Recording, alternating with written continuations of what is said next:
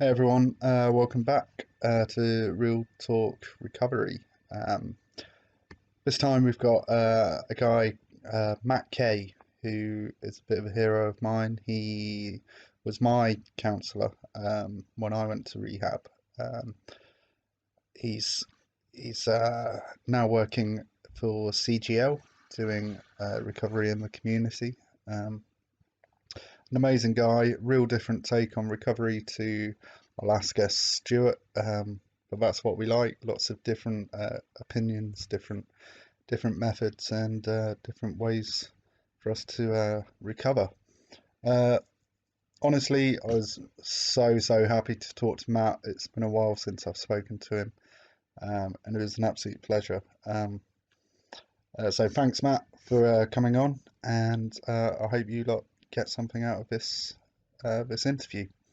All right, keep checking the site. We'll be back with more uh, in not too long. Cheers. Yeah, this is Matt. Matt, I think the easiest way is if you just introduce yourself, tell us a bit about you and what you do. Yeah. Hi, Richard.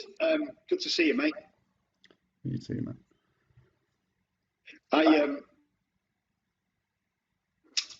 I used to work at Oasis Runcorn, which is a residential rehab. I've been working in addiction recovery since 2000 and late 2010, 2011. Started working in detox units and rehabs all around the country, around the northwest.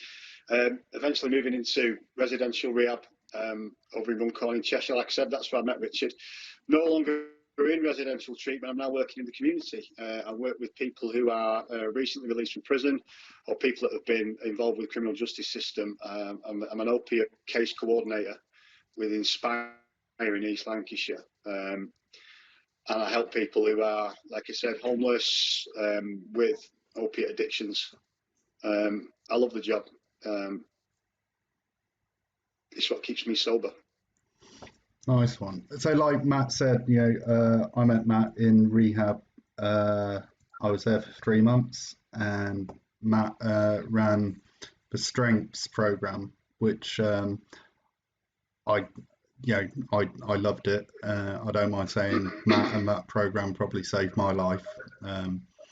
But Matt, like our rehab was a bit weird, wasn't it? Because it was half steps and half strengths. So what's like the core difference between steps and strengths?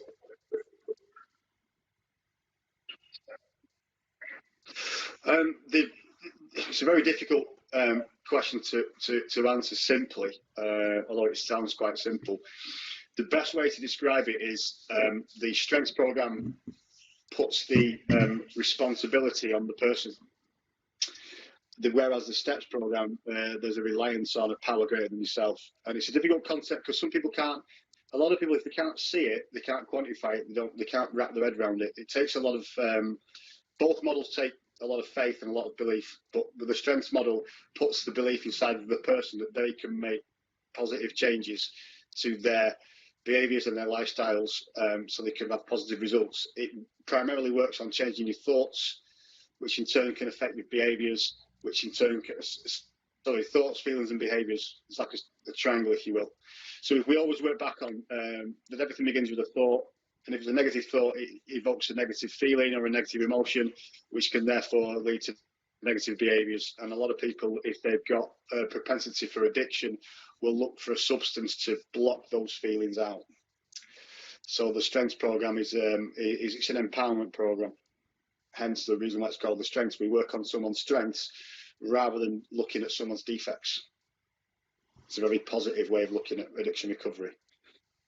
And like the closest thing on the outside is smart, I guess. And smart's something I've been doing. I don't know how I feel about telling you this, but I do steps as well. And I think the way I look at it is strengths and smart sort of told me to use every tool possible. So I don't feel like I'm cheating on you, but I do both now. No, listen, you're not cheating at all. You know what? And sometimes, I don't get to 12-step meetings anymore, but I used to do both myself. I totally get it.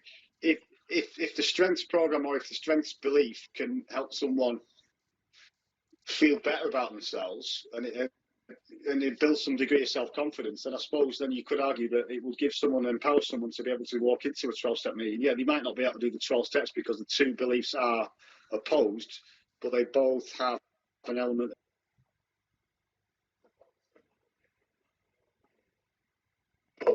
Two opposing things can be I can't think of the word now. You've got two opposing beliefs can be true at the same time. Like you can love someone and hate someone at the same time. Yeah, yeah. It's classic dialectical behavioural therapy in a way. The two can coexist if you're open enough for that, I believe.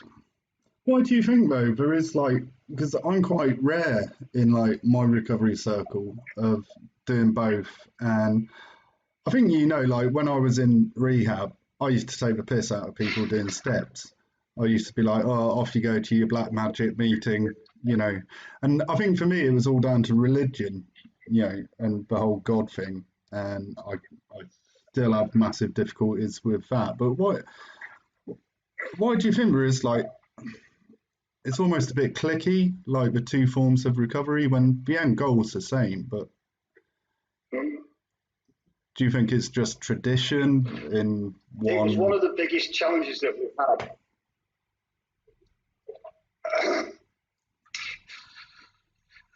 I've got to be careful with my answer because I could be really, really controversial or I could be really, really rational around this. If I use my experience of working in the rehab that had both models running, there was an element of our model's better than your model. You won't stay sober. You've got to do the 12 steps. The 12 steps the only way. And I used to sit back and smile when the sort of game of recovery model tennis was happening, because I'm sitting there thinking, well, I did smart recovery and I'm 8 years sober. Yeah. And it was, I suppose it's each to their own. They're both as effective as each other. And I suppose it actually enabled me to kind of work on someone being resistant to another model of recovery, showed that they still had some work to do in their own recovery, if that makes sense. Like, why should one be better than the other? Maybe because AA's been around since the 30s, smart recovery or rational recovery or the more sort of modern methods are newer. Maybe there's an element of fear. I don't know. If your mind's open enough, you'll accept anything. You'll accept anyone for what they are. Yeah, not with a bias. Yeah, I mean, I totally agree. I think, like I say, for me, doing both, apart from like, whatever textbook there is or anything like that, I think a massive part for me is just being around other recovering addicts or people recovering from destructive behaviour, and that's a huge bit for me. Yeah, I mean, it's an interesting point you make there, because there's been a lot of talk and a lot of podcasts and other sort of articles recently. I've noticed, especially in the last sort of 9 months, with regards to combating isolation as a form of addiction recovery. Mm. So you make a point there of being around like-minded. So there's an element of social interaction there, whether it's 12-step model or non-12-step model. You're still around people. You're still getting out of. You're getting out of being on your own in your house. You're talking about your addiction or you're talking about your recovery in a non-judgmental manner. Whether you believe what the other person, how they stay sober, whether you believe that or not, when you actually start to connect with people, you realise it's a really, really fundamental part of addiction recovery. Connecting with like-minded people is one of the things. You can't do it on your own. So then if you don't believe in the higher power model, then you go to a 12-step meeting for the social interaction. What you're in theory doing is actually using a power greater than you on your own.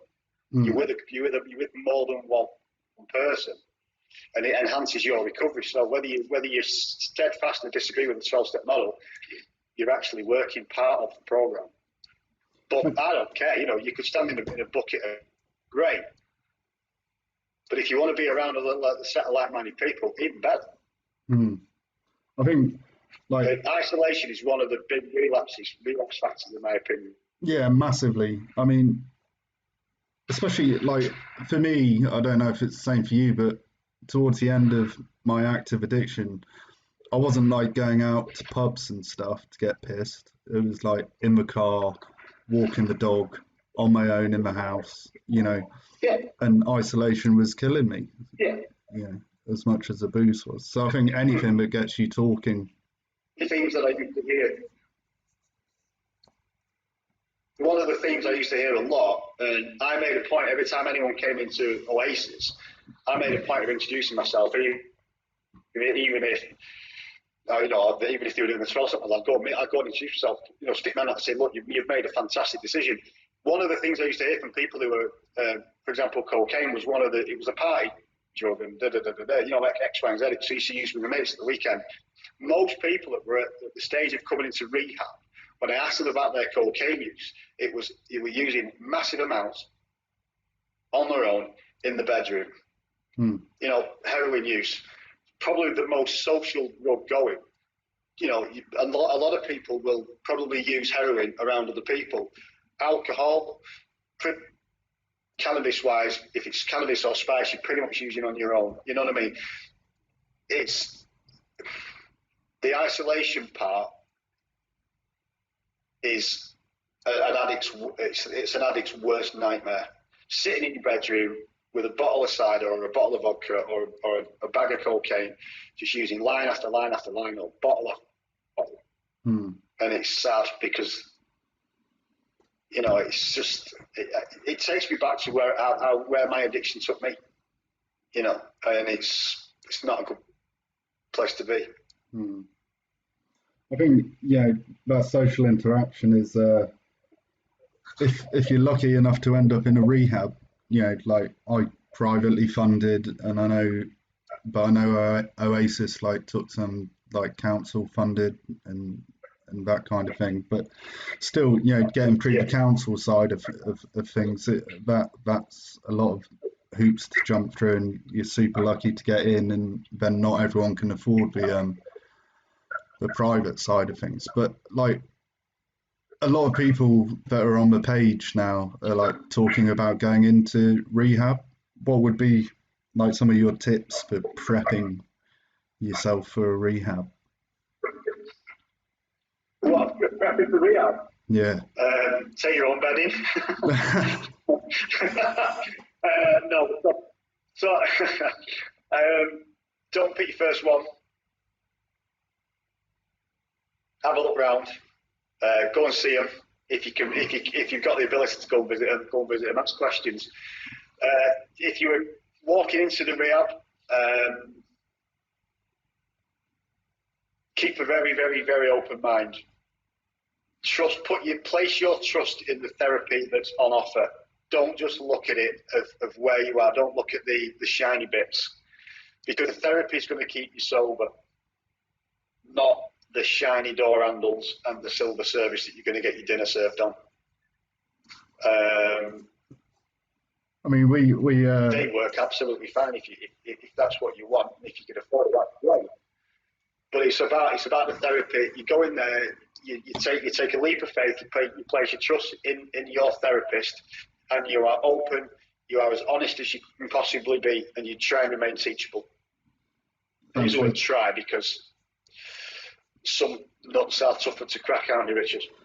Yeah, I don't know why you're saying me, but no, I think my experience was as well. I think you have to be ready, and if you're doing it for someone else, I think when I first arrived, like obviously, I've got a daughter, and I think when I first arrived, I was like, oh, I've got to do it for Lily, for my little girl, and I can't remember how long it took me to realise, but certainly with hindsight now, I realise I had to do it for me, and then things like relationship with my daughter and my family would come as a secondary sort of byproduct of me being happier with me.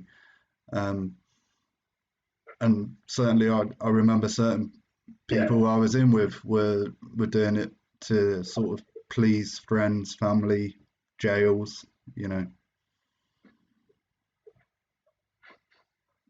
Yeah. I'm not. Honestly, it's a really good point you've made, and a lot of people. One of my things that I used to use was a lot of people would come in and say, "Oh, I'm doing it for my daughter," like you, for example, and you can kind of say, "I hear what you're saying, but actually, that's going." So you can actually use them. You can just reframe it and remodel what the person's belief is, and you can reframe it and remodel it in a totally opposite way. About it, yeah. If I get well for me, then there's my daughter, my brother, my mum, my dad, my aunt, my uncle, the wider public, the local shopkeeper. They'll all get a benefit of me getting well. Because a lot of people think it's selfish. It's not. You're actually being selfless by bettering yourself. And people like Lily, in your example, see the benefit of having a dad that's there, that's not pissed, that's involving all these resources in her, which is what you need to, because all your emotional resources was put on drinking or doing whatever you did. Yeah. That's past tense. You're not that person anymore. No, and I think also something I struggled with, which you might remember, was like there's a saying like you have to be selfish in recovery, and I doubt that came from you. It's probably the other side, but I remember thinking, oh, that's really hard to handle because I've been selfish for like 20 years, and then the first meeting I got out, Yeah. when I came out, I went to a SMART meeting, and I was saying, oh, yeah, this selfish in recovery thing. And he's like, oh, no, it's not being selfish, it's self-care. And that was just like a bit of DBT, I think, when you look at it that way, I found it a lot easier to deal with, Yeah. Yeah. You see, I mean, I used to say this was addiction recovery actually isn't that difficult. And if you boil it down to it in its most basic form, it's not that difficult. You've got to. But as we are addicts, if we use that, we overcomplicate and we overanalyze everything.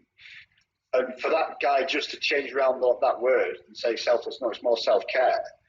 What I'm saying is, though, is you're being positively selfish in recovery, because what you're saying is, if I put my recovery first, when I'm newly sober, I have to put my recovery first because I have to get well, because if I don't work on myself, the people that I cherish and I prize closest to me, I don't want to let them down, because it's a thing that we kind of do. I'll sober up, and we give them all these big promises, and then the wheels fall off because we're not, like you said, we're not ready. So if it's a choice of having to go to a meeting because that's what you need in the short term, you do put a lot of onus on your recovery, and then over time you start to balance it out, if that makes sense. So the selfish part, it's not selfish, it's all me, because you know what, there'll be a bigger picture. You just got to bear with me. So I don't mind it when people say to me, like, I need to be a bit selfish in my recovery and put my high up the order of importance, because without that, my relationship, my job, my emotional well-being, my mental health is not really going to get any better. Because the last thing you want to do is for you to relapse, really. So yeah, selfish, self-care, selfless, they're all kind of the same. You've just got to make sure that your sobriety is number one. But it's certainly doable. Everyone's got the ability to sober up and stay sober, in my opinion. One of the it's within them. Everyone's strong enough to do it. It's just that there's a lot of things, a lot of barriers that go on. No, one of the things that really winds me up in recovery, and it's probably because I've been a bit lucky, but also I feel I've worked fairly hard, is the phrase relapse is part of recovery, as if it sort of has to be. Well, say that again. The connection dropped out a bit. Relapse is what? Part of recovery.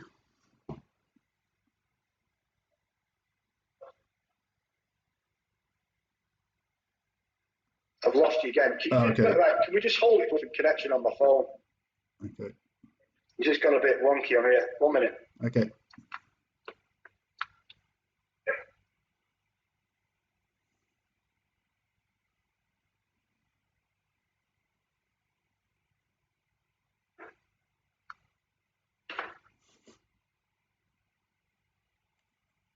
Right. Better? So you said relapse is what? I said one of the phrases that I hear, and it might be me being selfish because I've been a bit lucky but work quite hard as well, is relapse being part of recovery. Almost as if it has to be and it's expected. Well, what I say on that is, for some people, relapse is a necessary part of recovery because they haven't had enough yet. Right. For some people. Okay. It's quite controversial. I don't say that recovery. People relapse and people have had relapses. For me, the key is what you do if you do slip. And if you can get yourself back to where you need to be pretty quickly without it becoming a full-blown in the depths of hell relapse, and that's all right. But at least it then gives you a realization of, shit, yeah, I can't do that again. I've got a pal of mine who's probably the same amount of sobriety as me.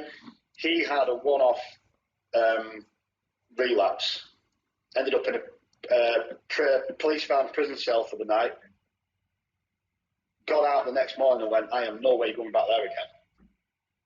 And he's not had a drink since. Now, he might have needed that experience to knock out the few grains of denial that he still had in. He realised after that, you know what, I can't drink successfully. I can't use drugs. I'm an absolute animal when I do. So I'm not doing that again. But for people to use it as an excuse, which I think that phrase can evoke, oh, well, yeah, it's part of recovery. Everyone relapses. Well, that's just giving you an excuse. It's not my fault. Everyone relapses. So yeah, it's infuriating to hear people saying that. It's like it's an inevitable part of recovery is the relapse. No, don't agree with you. Yeah, it's just one thing that winds me up, and it is because I see people use it as an excuse, and that maybe I'm being harsh, and it's but I mean. That level of harsh is that reminds me of some of the stuff we did at rehab, and something I loved. I probably didn't like it at the start. Was process groups. I was wondering if you fancied process groups, fancied explaining what they were and sort of the theory behind it. Okay. So every morning we had a process group from an hour and a quarter. Yeah. The process groups were a forum where, unless there was I always used to say, and I'm going to tell you, so I'm going to give Richard some insider tips here. I always used to say, I haven't got an agenda. It's your group, it's your time, you've paid your money. But unfortunately for Richard, I kind of always had an agenda. I always kind of, before I went in, I thought, right, you're going to get it today. And I mean that in a very positive way, because part of my role as therapist was to check and challenge them on there of what I saw, of how they behave. What I knew was going on from talking to family members or next of kin, etc. Because I had to put people in an uncomfortable position to look at themselves retrospectively, and then also get the evaluation from their peer group, so they would actually then sit and process, hence the word, what was brought up. So, example, wouldn't even speak. I'd challenge them and say, well, you've been sat for 3 days now and not said a word. Because it's uncomfortable to hear the truth. It's uncomfortable to be pushed, but I only had those people for a very short period of time, relatively speaking. And my job was to ensure that they got the best out of treatment. It's never going to be a walk in the park. And I remember some process groups walking out there, myself feeling emotionally worn out because it was difficult. I've got people struggling with horrendous abuse, massive amounts of shame and guilt. Realising that they're sat in a residential rehab in Runcorn, thinking, how the fucking hell's it got like this? But then not telling me, not giving me anything to work with. You know, counselling in its basic forms is, I'm a counsellor, you're the client or the patient. You come to me because you want help with something. I can't help you if you don't tell me something of what to work with. Mm. So a couple of times I used to sit in the process and sit there at the start, there'd be absolute silence, and I'd be like, well, here we go, this isn't going to work, is it? And someone would eventually bring something up, and it'd be, I'm going to be really, really blunt with you, Richard. Somebody will bring up stuff from a load of shit. Yeah. Telling me you're going to bring to process the fact that you can't have a hot shower in the mornings. Not interested, next. And I would be that blunt, not interested, next. Give me something to work with. Until eventually someone would say, challenge one of the peers, here we go. Ding, ding, round one. Because now it's going to go off, because now somebody's now feeling exposed, they're feeling vulnerable emotionally. But that's either come back or clam up. And I look around the room and see what everyone's body language was like. Who agrees with it? Who's spoken to me in the fag shower? Who's told me what somebody's nightly diary told me? Let's bring it out into the open. Let's let the group do the work. And it's difficult some days. Yeah. Some days the people have been tears. There'd be people walking out, shouting and swearing at each other. But you know what? I had people that hated me in rehab. Absolutely detested me. No, it was never personal. It was the fact that I was challenging what they tried to keep locked away for years. The last thing you want is somebody pulling out on your deepest, darkest secrets, do you? No. But it's a necessary part of the job. And something you always said was like, never leave the room.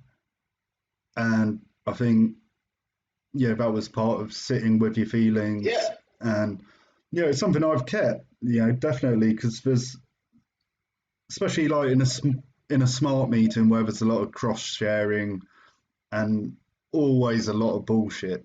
And, you know, it's not my ego saying this, it's just a bit of experience. I've got a bit of clean time now. And so you can kind of spot bullshit. And sometimes it's fucking obvious if they're off their tits on something in a meeting, you know. But there's been so many meetings that I wanted to walk out of. And I think I only ever done it once in rehab. And that was probably the first week. And then I didn't get to go to B&M. Yeah. So it was like, oh, God. But yeah, now I do it as a bit of a test to myself. You know, if I can sit with this, and as aggravating as it is. There's a lot of things. If you can sit when you're feeling most uncomfortable, and if listening, if you're sat with me, then you're calling bullshit in your head silently, right? There's a lesson or there's a message in everything that we do in life. But if you got to a point when you're looking at anything, like you're all full of shit, at least then it will teach you something around patience or tolerance of others. Hmm. Or then you start to process after the meeting. Hang on, what was going on for me? Why did that reaction come up for me? What was going on for me? You know, surely I should be more. Maybe it's because you're seeing a part of the former self in those people, and it brings up an emotion that you're uncomfortable with. You don't like it. Hang on, that used to be me. That. Hmm. So you can actually reflect on that as well. So you could walking away is the worst thing you can do. Because then the ego state of I was right, they're all wrong comes back into play. Yeah. And I know with you, Richard, that one of the things we had to be mindful of, if I'm being very diplomatic, was how your ego can play out. It can come out to play quite a lot. And we had to, and it was a question of me pointing it out, which made you feel emotionally attacked. So you come back at me, you either defend yourself or you come back at me with something or you run away. But it was a question of every time I expose it, you're more aware of it, so that you can self-regulate it. And it sounds like you've got that ability to self-regulate when your ego comes out to play. I have the same issue. I still have the same issue with my ego. It was almost like exposure therapy, like if you're scared of snakes, sit with a snake.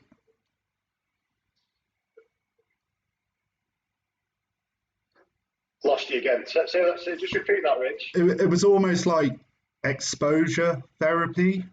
Like if you're scared of snakes, sit in a tank of snakes for an hour.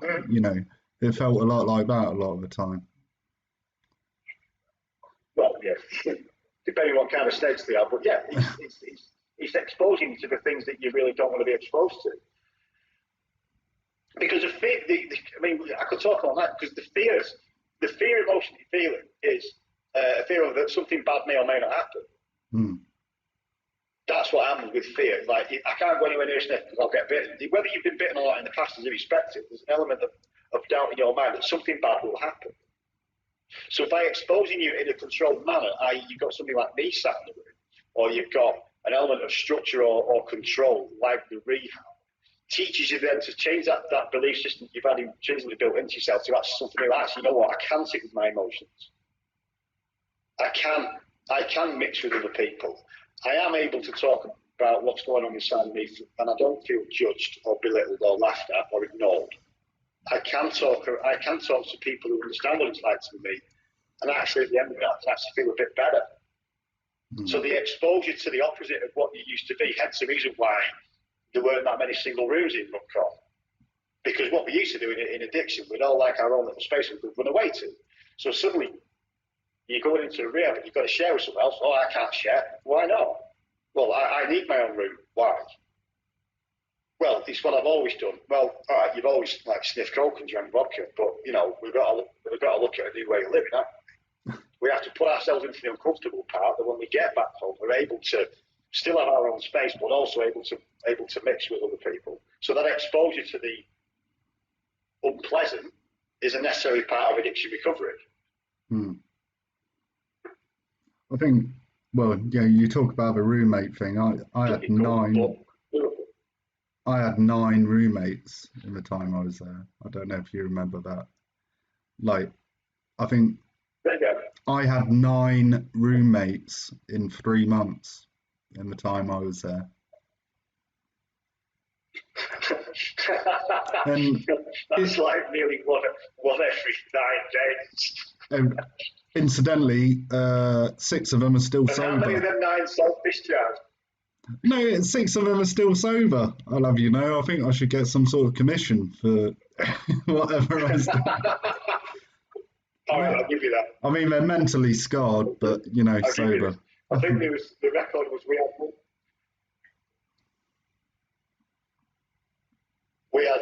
had one guy in there who was in there for 4 weeks, and he had 4 roommates, and they all self-discharged within a day. So he was the opposite of you. That was quite funny. He said to me, "What am I doing wrong?" I don't know. Just on the rehab thing. It's that exposure that we were talking about. Yeah. With rehab, I was there 3 months, and I think the majority of people were 3 months. A few people were there 6. Yeah.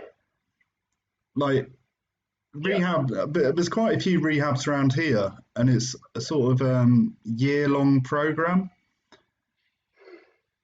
And I don't think the longer you stay, the better the results are. What's your take on staying time for rehab, or is it all down to the individual? Again, it is down to individual. It's changed a lot from what it used to be, Rich. To be fair, when I started working in addiction recovery, the minimum was 12 weeks. No one came in for anything less than 12 weeks. Predominantly, most people were funded by a local authority because the private sector hadn't really. There was a need for it, but not in terms of there was a lot of public funding around. When the budgets changed, the private sector became more appealing for some. So therefore, the duration that people were able to come in and treat for changed, and especially for rehab, a lot of the 28-day ones came out. I think it was more of an Americanized way of looking at it. If you go away for 28 days, you can fundamentally, they believe you can fundamentally or change beliefs quite quickly, or give yourself a break from your addictive behaviour. Is there such a thing as being too long in a residential rehab? I think so. And I could get, this is another controversial thing, but if anyone wanted to stay in a residential rehab for, say, 12 months, I'd be like, what are you scared of? 3 months intensive, probably 3 months more what you might class as secondary, which is more sort of like confidence building and sort of preparing yourself for independent living. But anything longer than 6 months, I don't know. There's an element of being not institutionalized, but I'd be looking at someone saying like, what are you afraid of going out to? What is it that you're so scared of facing after 6 or 9 or 12 months of being in a because it's a bubble, isn't it, Richard? Rehab's a bubble. Yeah, you're insulated from the big bad world. For me, I think, originally I'd booked in for, I think it was a month, and within that first week I'd booked in for 2 more because I was like, oh yeah, actually I do need to be here. Like when I came to rehab, I didn't want to go. It was like I was scared of going to prison for that drink driving thing because I'm that pretty. But that's the only reason I came. And but I quickly realised, I needed to be there. But I mean, there were 2 Daves in rehab when I was there, and one was with us for 2 weeks, and one had been there 6 months, and actually they're both still doing really well. So I think it is massively down to the individual. I think one thing that I was very lucky with, because I hadn't managed to destroy every single relationship I'd had, like I had someone to go out to. But I think something that most rehabs, probably including Oasis, I know I didn't do secondary care or like a phase 2, but I think that preparation to go out and what you're going back to is something that most rehabs lack. I mean, there's one example, of a guy who was in for 6 months, left, and within less than a month he passed away because I think there was just too much going on for him on the outside that he hadn't prepped for at all within that 6 months that he was in. Which I guess is where CGL and the company you work for now sort of comes in. Yeah, I mean, the organisation what I work for, I mean, I kind of work with people who are predominantly opiate users. So I mean, a lot of my guys are on. One of the main things is trying to get them stabilised, get them on methadone scripts. It's a weird one because I used to work on total abstinence, now I work with people who are still using. It's like the mindset's different, but the approach is the same. Even when they get to when they get off any kind of methadone or sober, there's an element of preparation for independent living. You're almost teaching them life skills. It's quite strange. But like you said about preparation, I just kind of wish there was a bit more supported. There was a bit more support for people who had been in residential rehab. One of my biggest struggles was finding people somewhere safe to go and live, where they could still have an element, but there was more independence, if that makes sense. So the supported housing projects that are around the country are fantastic, but there's just not enough beds. Like I've got a caseload of nearly 70, and I reckon out of half of those would benefit from some kind of supported living, but I just can't find enough beds or rooms for them. Because it's like the next day. You've got active addiction, detox, 28 days maximum, intensive rehab, say 3 months or 6 months. But what then? You can't just kick them back to life because it can be overwhelming.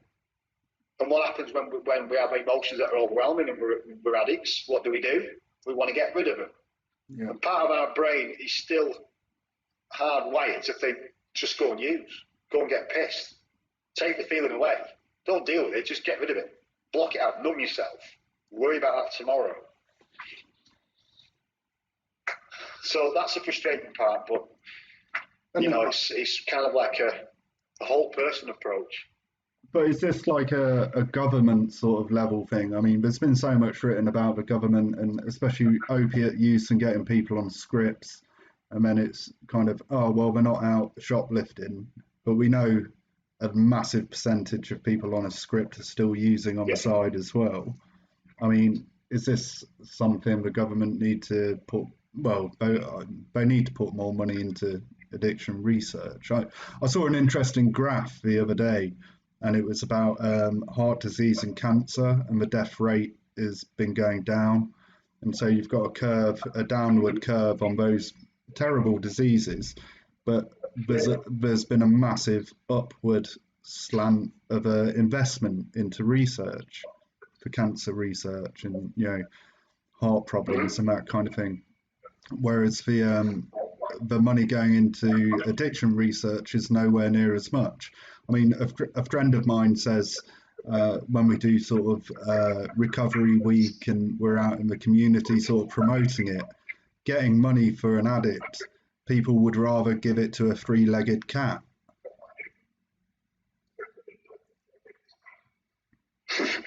Yeah. I mean, that made me laugh. I was actually, when I was at Oasis, there was ITV came and did a piece on budgets being cut. And I said, look, if you've got and I said, I think it was something along the lines of, you've got a problem with addiction, but then you've got a government or a local authority that have a pot of money. Are they going to, and if they're going to play the political vote, are they sort of going to try and keep a library open or fill potholes or fund rehabs? Difficult to sort of say which, but they're probably going to want to keep libraries open and fill potholes because that's what gets people votes. Yeah, I was lucky enough to be involved in it's about that stigma attached to addiction. But you'd feel better. Well, you'd feel better to sit back knowing that you're giving money to a three-legged cat rather than helping somebody that should have known better, because that's a lot of people think.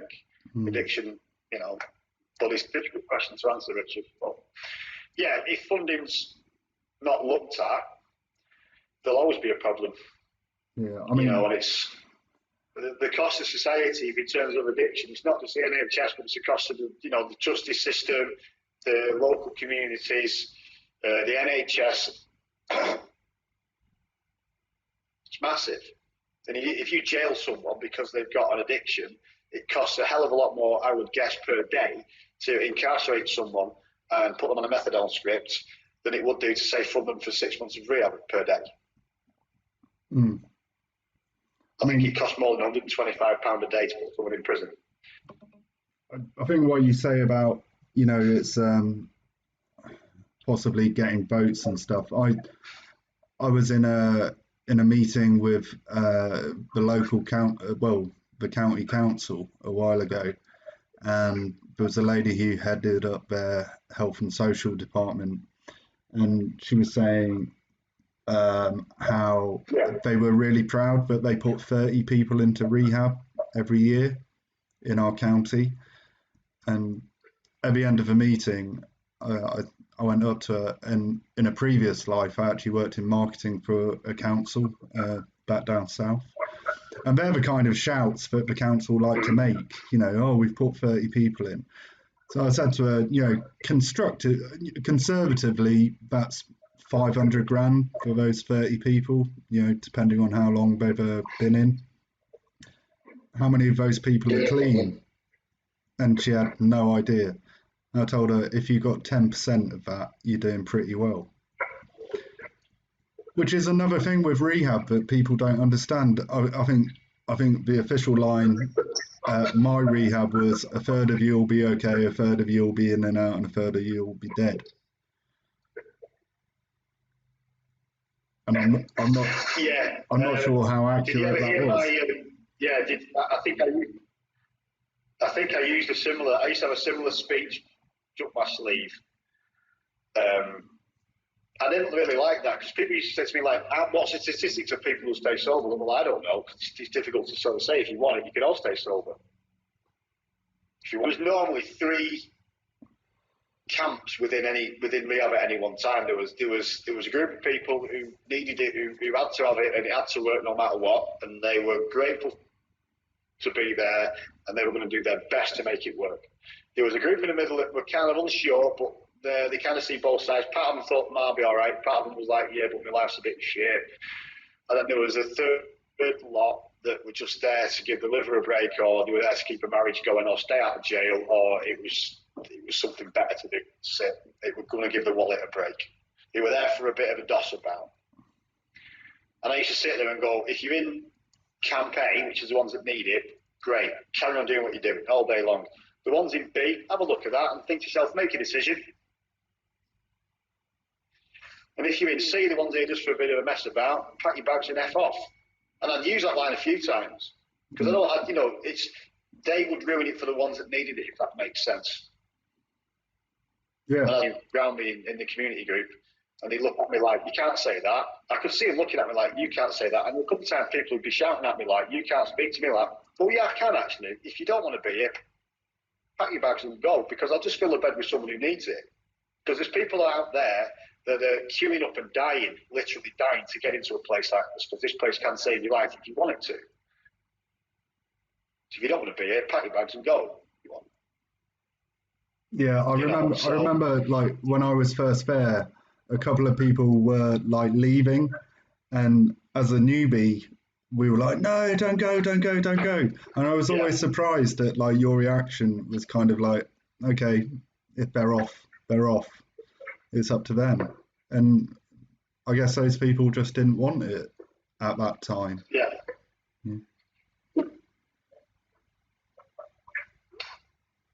Well, there's an element of, am I just going to convince someone to stay because I want them to get sober? I'll say, which is a very good learning curve for both. 2, actually. Number 1 is I can still remember the first person that self-discharged from the first detox unit I worked at.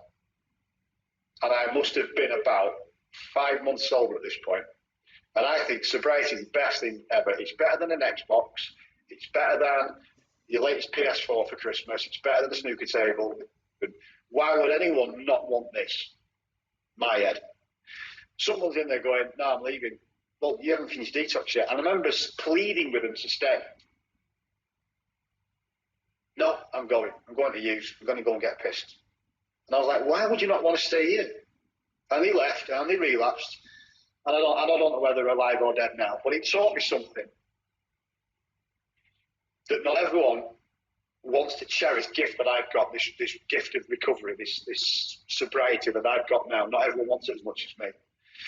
I also remember in Oasis, I was a newly qualified counsellor, and I remember this one guy could not crack him, could not get inside his head, and this guy looked like he was in emotional pain.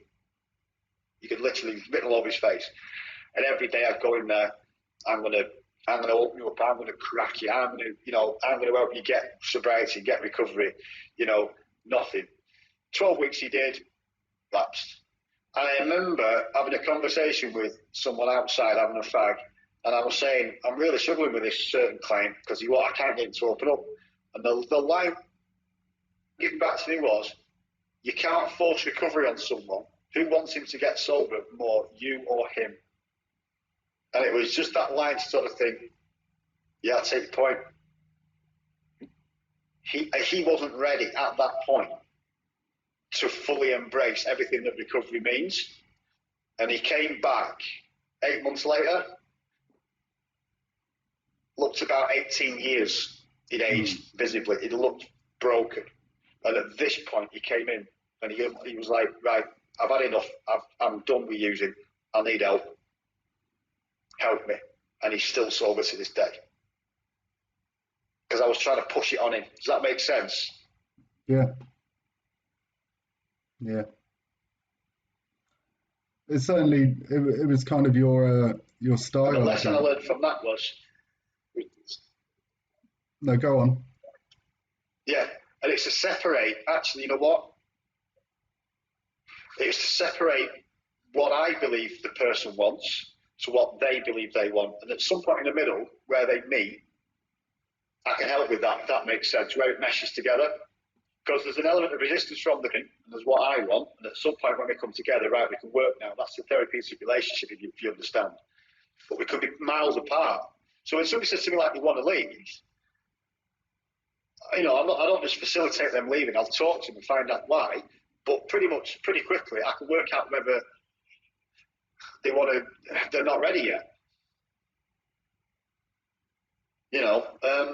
So it's a difficult one. And I suppose some people were quite shocked when I was like, yeah, they've gone. It wasn't because I didn't care.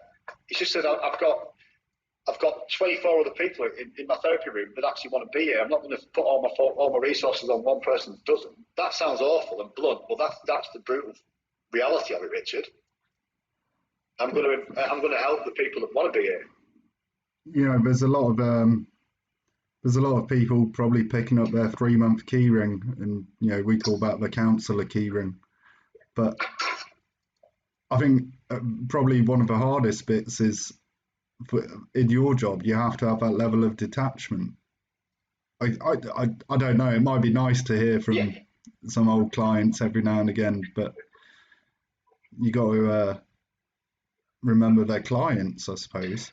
Which just from my perspective is really weird, because as a client, I'm telling you stuff that I don't tell other people, and like that relationship can get a bit blurred, between friendship and client counsellor.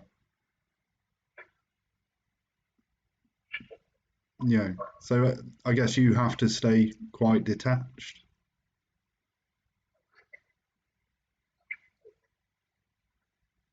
Yeah, it's a tricky one. You can't. There's always an element of some people. It's natural. It's just human nature. There's some people that you meet within rehab, and some of them. When I say like and dislike, I don't mean that so clinically.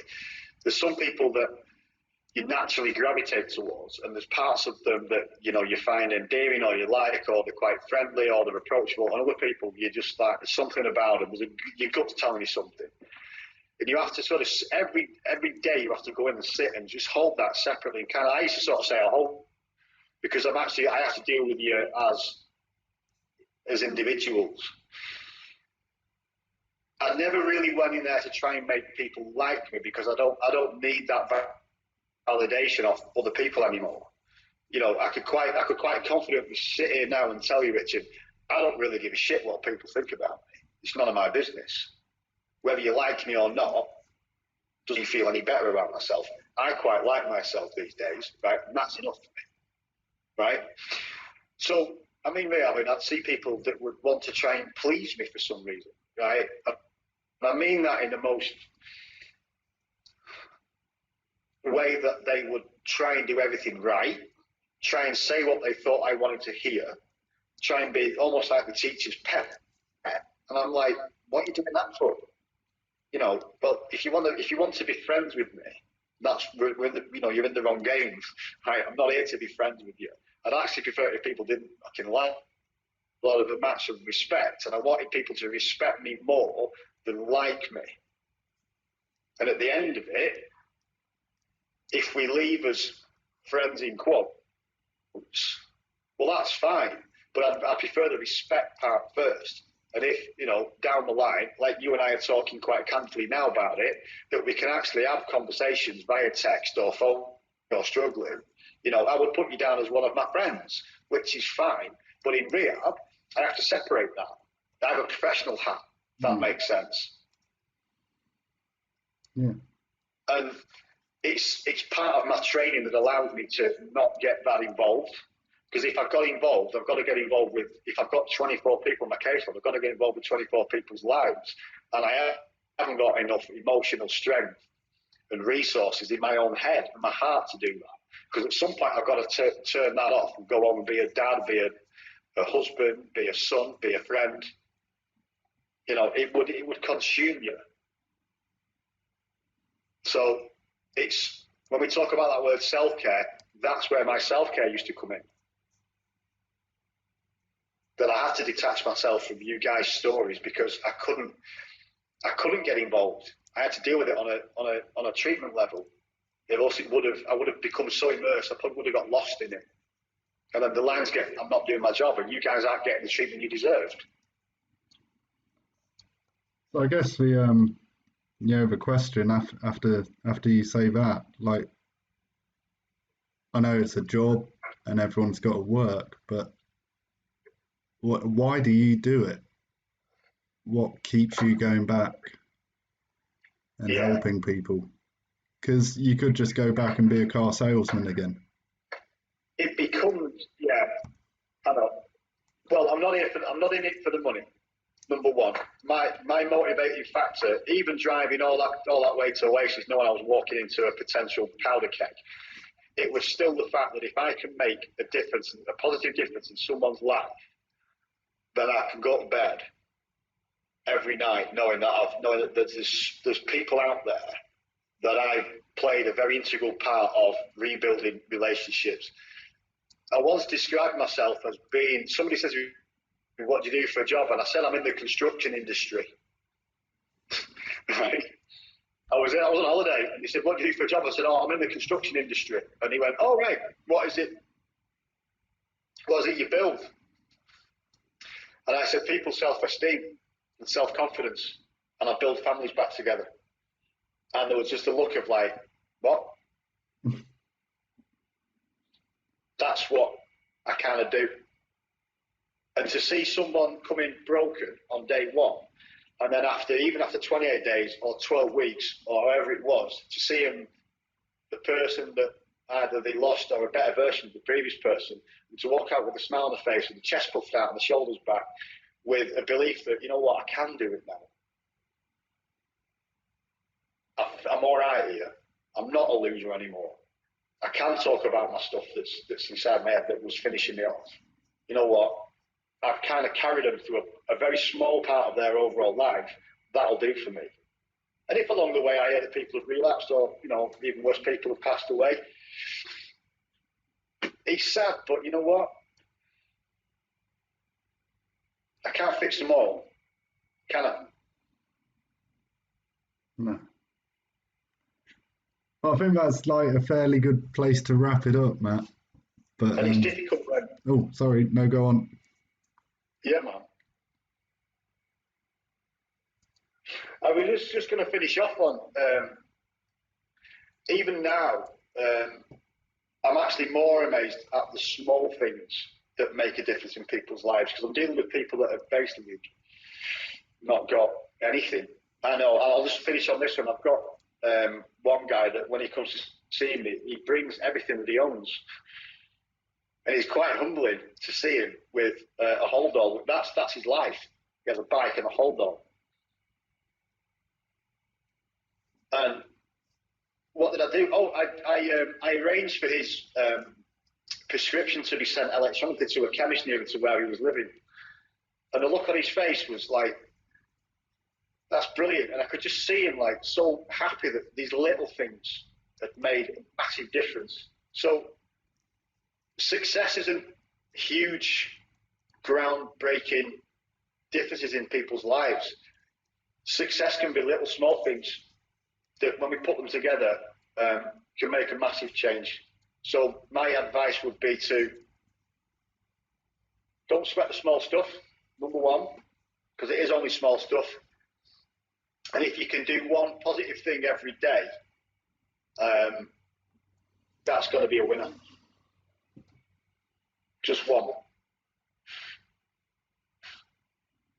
Nice one, Matt. And I've told you before, but I thank you for like putting me back together. And I know there's a lot of people out there that you've done it for as well. So top bloke, thanks, buddy. I know. I get a lot of messages. Believe you me, I do get I get quite a number of messages from people thanking me, and it makes me. It doesn't boost my ego anymore. I just remind myself that, you know what, when the days are shit and I'm losing my head, because things aren't going the way that I think they need to go. I remember that there's a lot more people out there are grateful for me being part of their journey, and that, you know, I don't thank God, but if I did, then I would do.